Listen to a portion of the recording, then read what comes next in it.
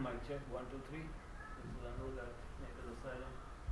Trying to record some shit about cables and ESP32s. Good.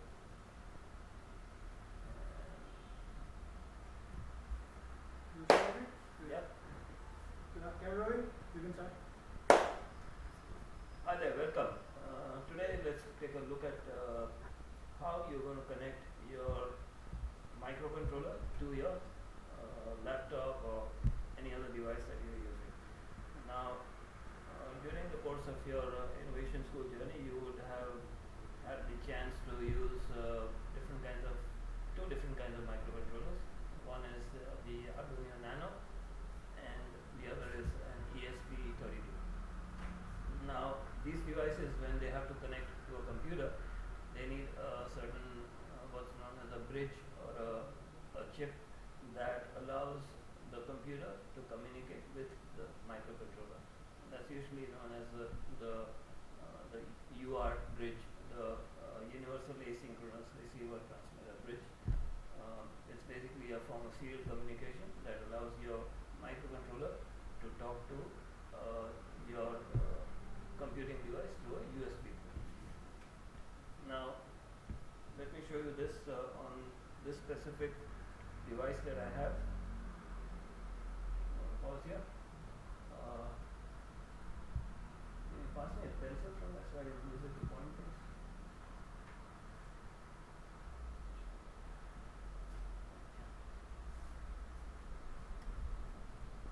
So let me walk you through this specific microcontroller, the ESP32 board that I have here. But the discussion is kind of similar when you also look at the Arduino Nano. Now, on this board, this little module you see with the antenna and the sheet is the actual ESP32 module by itself. But this little square chip that you see here, that's the UART bridge. That's the one that acts as the interface between your ESP32 and the computer, which will be connected to your USB-C port over here.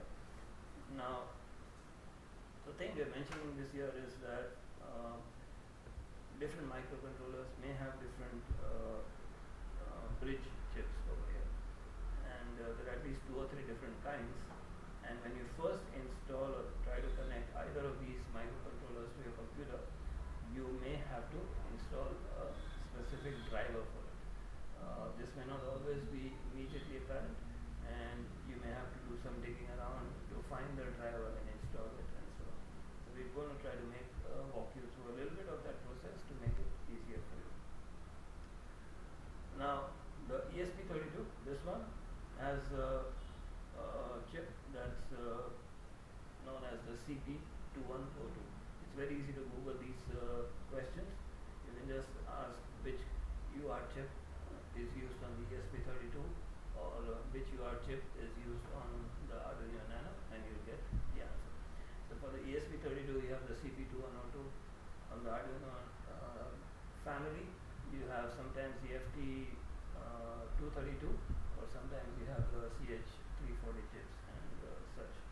So it's kind of easy to get these answers. You just have to look it up, and when you connect your device to your computer and it doesn't work, the first thing to do is try and see if you have the right driver. If not, you need to install it. So that's let me quickly show you the 3 most commonly used drivers and where you can get those drivers. So the first one is FTDI. FTDI has a chip known as FT232, and this page has the drivers that let you get the drivers for either Windows or Linux or Mac or even for Android, for example. And there's also for legacy systems. So if you're using, let's say, an old or an original Arduino Nano or even Arduino Uno, for example, or some of the other Arduino series, you will need the FT232 driver. Now, in many cases, this would already be pre-installed on your system. So if you're lucky, you don't have to do anything. It just works. But in case it doesn't, make sure that you have the driver installed. Sometimes some of the clones have the CH series of UART chips. The CH340 and the 341 are pretty common, and this is the page from WCH, which lets you download the drivers that cover most of these different chips. So the drivers are pretty much common across all of these different chips. So that's for the Arduino. For the ESP32 and similar, they use the Scilab's UART drivers, and the specific driver they use is the CP2102, but there is a pretty much universal driver that works for the whole family of CP210X series. So just grab the driver appropriate for your operating system, Windows, Mac, Linux or whatever, and install this. Again, if you're quite often these drivers are already installed. So if you plug your board in and it gets detected and then everything's fine. If not, first of all, like I said, look for the driver, go to one of these websites, get the driver, install it, and then plug in your board again, and it should work. So that's about the driver chip itself. So that's about the driver board itself. The other thing I need to mention is that let's say you already have the drivers installed and you connect your board and it still doesn't work. Why does that happen? So there could be one possible answer for that, and a common reason we have found is quite simply the cables that you use. Now you have cheap cables and expensive cables and not so expensive cables that are in between. But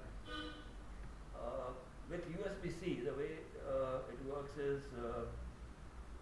it's a charging cable as well as a data cable, right? So it's not two different things. Everything happens with the same connection, with the same cable. And if you have a low-cost USB cable, like the one that I'm holding here, this one was I think around 20 or 30 rupees. If you have one of these, most likely it is good enough only for charging your device. So you plug it into a USB-A, either on your computer or a power bank or a charger, and the other end goes into your phone or any other device, maybe your hard disk. It will power it up. So there's no data going between these two ends.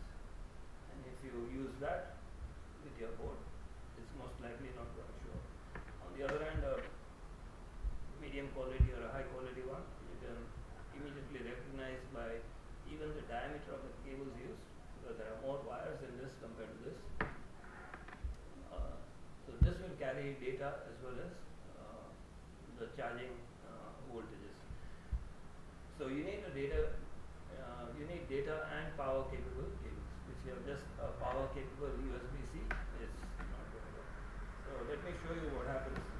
This is the not so good cable. I'm going to plug it into USB-C, and I'm going to bring in my USB hub, plug it in here. You can see nothing happens on my ESP32. It's not alive at all. Even the power LED doesn't come on, and because of that, there's nothing I can do. I can even open up the Arduino IDE, for example. Here it is, and it doesn't have any ports detected at all. Nothing is found. So obviously you first make sure that your cable is correct. So let's unplug this cable from both ends, and here's something interesting. This cable is actually a USB mini with a converter for a USB-C. So most definitely it's not going to work, because there is no way this can also carry data. It can only carry charging voltage in the device. So let's use this one. This has USB-C to USB-A. Connect it to my ESP32. Bring in my USB hub and plug it in, and voila, there you see, the ESP32 is working. All I did was change the cable.